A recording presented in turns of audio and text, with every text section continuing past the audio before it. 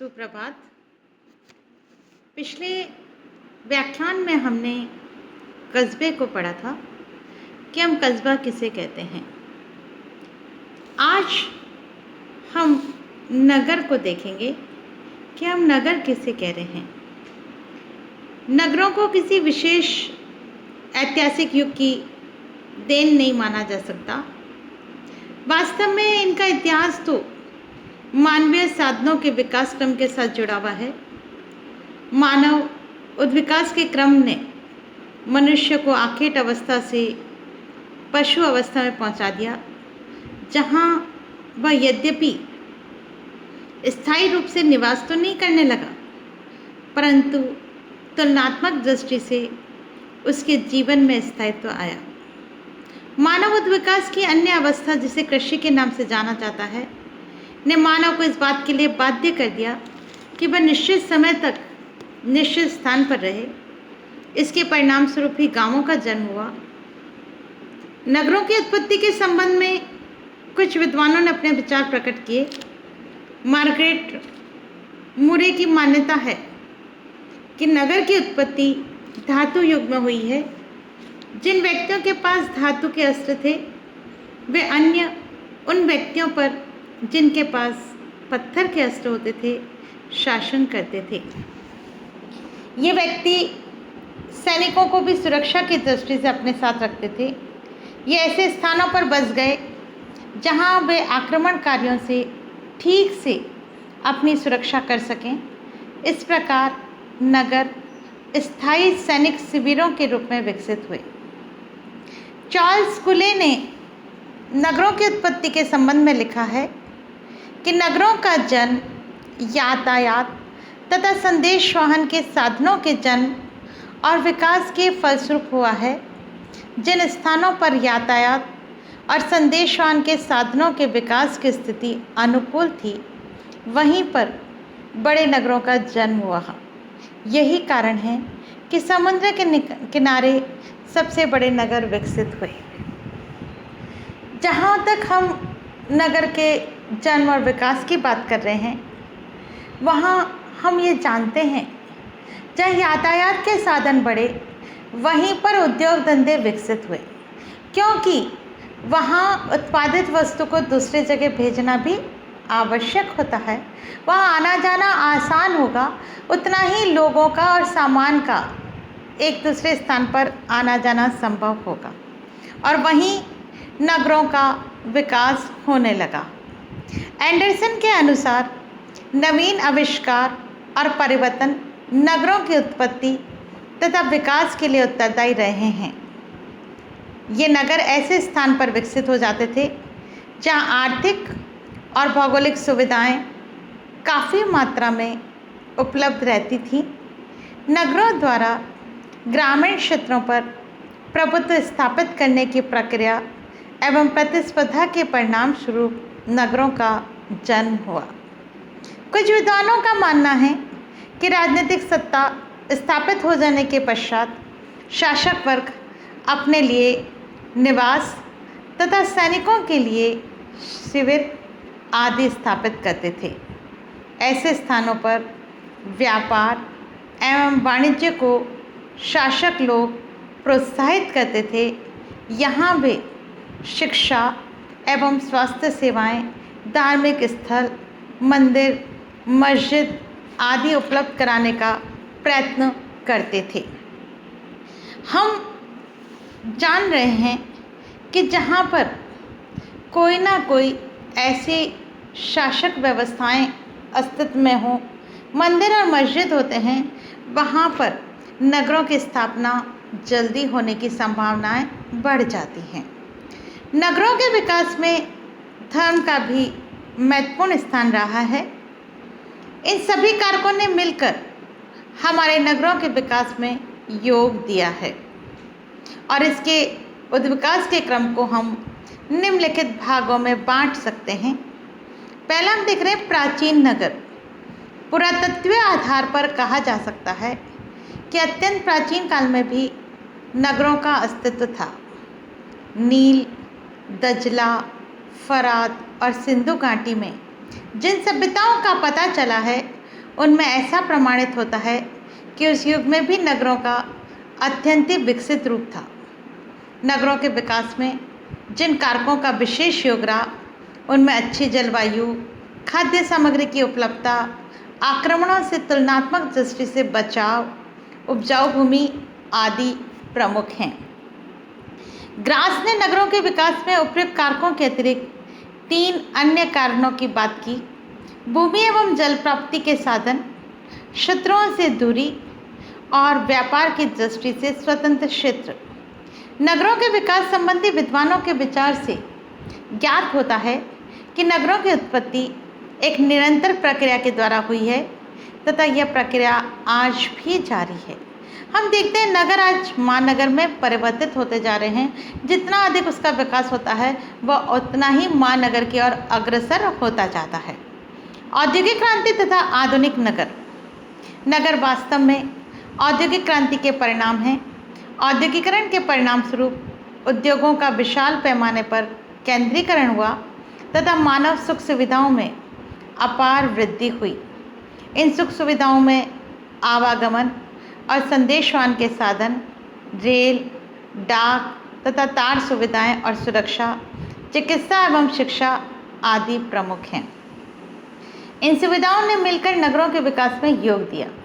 हम सभी जानते हैं कि जहां जितनी अधिक सुविधाएं होंगी उतना ही उस क्षेत्र का विकास होता जाता है और इन सुविधाएं ने हमारे नगरों के विकास में भी अपना योगदान दिया।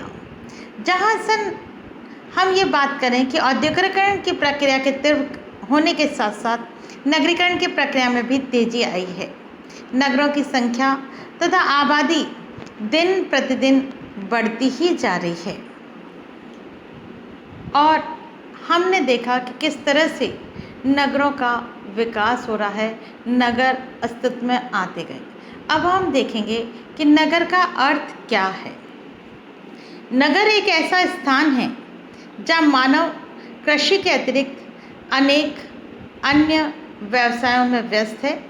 नगर वह संपूर्ण समाज है जहाँ जनसंख्या काफ़ी होती है। वहाँ सामान्यतः सामुदायिक भावना की कमी होती है। अधिकांश समाजशास्त्रियों की मान्यता है कि व्यवसाय, पर्यावरण, जनसंख्या गतिशीलता, अंतःक्रिया, विभेदीकरण तथा विजातीयता या विषमता नगरीय जीवन की प्रमुख विशेषताएं हैं। अतः हम कह सकते हैं कि नगर एक ऐसा समुदाय है जहाँ आर्थिक, सामाजिक और सांस्कृतिक विषमता, जनसंख्या का अधिक घनत्व, नियंत्रण के औपचारिक साधन, कृत्रिमता, व्यक्तिवाद की प्रधानता, प्रतिस्पर्धा, संघर्ष एवं विभेदीकरण प्रमुख रूप से पाए जाते हैं। हमने नगर की कई विशेषताएं ऊपरी तौर पर देखी हैं कि किस क्षेत्र को हम नगर के रूप में जानते हैं। आगे हम इसकी विस्तृत विवेचना या थोड़ा सा इसका विस्तृत विश्लेषण करने का प्रयास करेंगे। यहाँ हम आगे परिभाषा के रूप में देख रहे हैं कि बर्गल ने उचित ही कहा है कि प्रत्येक व्यक्ति ये जानता है कि शहर या नगर क्या है, किंतु किसी ने भी संतोषजनक परिभाषा नहीं दी है। हम सभी जानते हैं कि शहर हम किसे कह रहे हैं, नगर किसे कह रहे हैं, लेकिन वास्तव में इसकी परिभाषाओं को बर्गेल कहते हैं कि संतोषजनक रूप में कोई भी इसे नहीं स्पष्ट कर पा रहा है। नगर केवल एक निवास का स्थान ही नहीं वरन एक विशिष्ट पर्यावरण का सूचक भी है। ये जीवन जीने का एक विशिष्ट ढंग और एक विशिष्ट संस्कृति का सूचक भी है। यहाँ की जनसंख्या बहुत अधिक है, जनघनत्व भी अधिक है, व्यवसायों की बहुलताएं हैं और यहाँ भी हम ये देख रहे हैं कि बहुत सारी हम विशेषताओं की ही बात कर रहे हैं। नगरों में अगर हम देखें तो यह भी हमें देखने को मिलता है कि वहाँ बहुत सारी समस्याएं भी हमें देखने को मिलती हैं, जैसे बेकारी, भिक्षावृत्ति, अपराध, नशाखोरी, वेश्यावृत्ति आदि। परिवार और नातेदारी का महत्व अपेक्षाकृत कम दिखाई देता है और व्यक्ति अपनी जो आवश्यकताओं की पूर्ति के लिए द्वैतिक संगठनों का सदस्य बनता है। लेकिन जहाँ कानूनी दृष्टिकोण से हम नगर की बात करते हैं तो कानूनी दृष्टिकोण से शहर या नगर वह स्थान है जिसे उच्च सत्ता के चार्टर द्वारा नगर घोषित किया गया हो।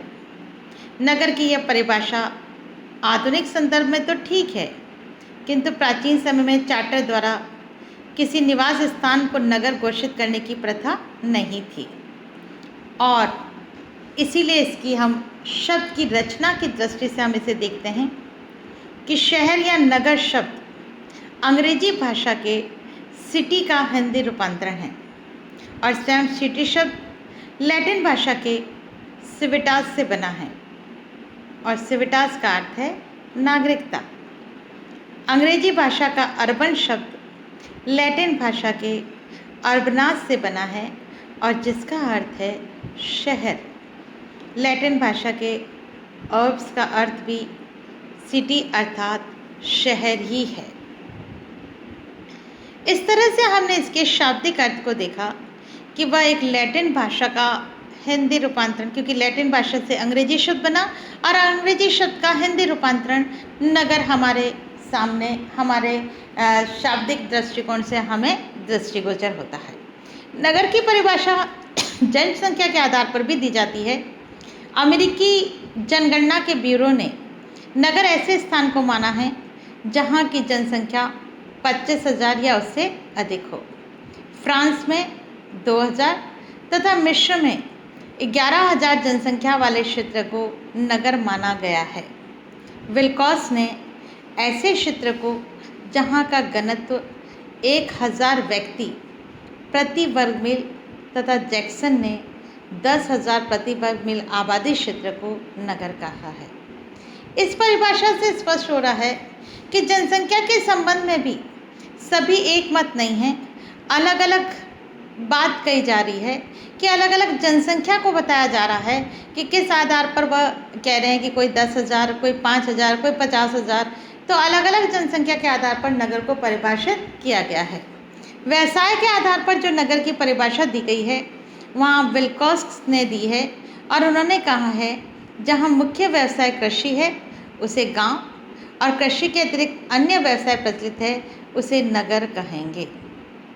यहाँ यह स्पष्ट हो रहा है कि नगर में कृषि संबंधी कार्य व्यवसाय के रूप में नहीं किया जा रहा है।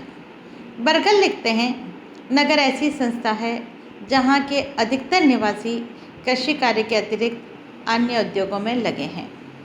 हमने यही अभी देखा कि कृषि के अतिरिक्त जो कार्य अर्थात उद्योग धंधे लगाकर जो कार्य किए जा रहे हैं वह नगर के नाम से जाना जाता है। और अगर इसको हम और भी अधिक विस्तृत रूप में देखें तो थियोडोरसन के अनुसार नगरीय समुदाय एक ऐसा समुदाय है जिसमें उच्च जनघनत्व, गैर कृषि व्यवसायों की प्रमुखता, जटिल श्रम विभाजन से उत्पन्न उच्च मात्रा का विशेषीकरण और स्थानीय सरकार की औपचारिक व्यवस्था पाई जाती है। नगरीय समुदायों की विशेषता जनसंख्या की विभिन्नता और वैयक्तिक एवं द्वितीयक संबंधों का प्रचलन तथा औपचारिक सामाजिक नियंत्रण पर निर्भरता आदि है।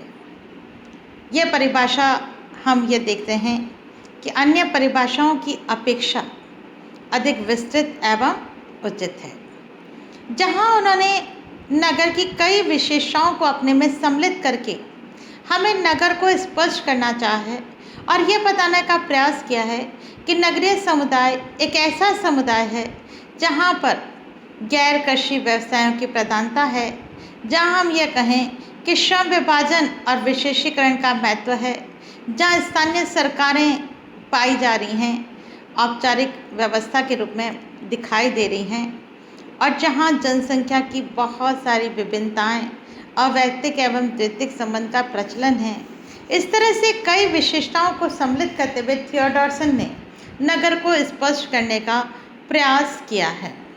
इन परिभाषाओं से स्पष्ट है कि नगर वह क्षेत्र है जहां जनसंख्या की बहुलता एवं विभिन्नता पाई जाती है, गैर कृषि व्यवसाय, श्रम विभाजन विशेषीकरण, द्वैतिक संबंधों की प्रधानता एवं औपचारिकता आदि नगरीय केंद्रों की प्रमुख विशेषताएं हैं।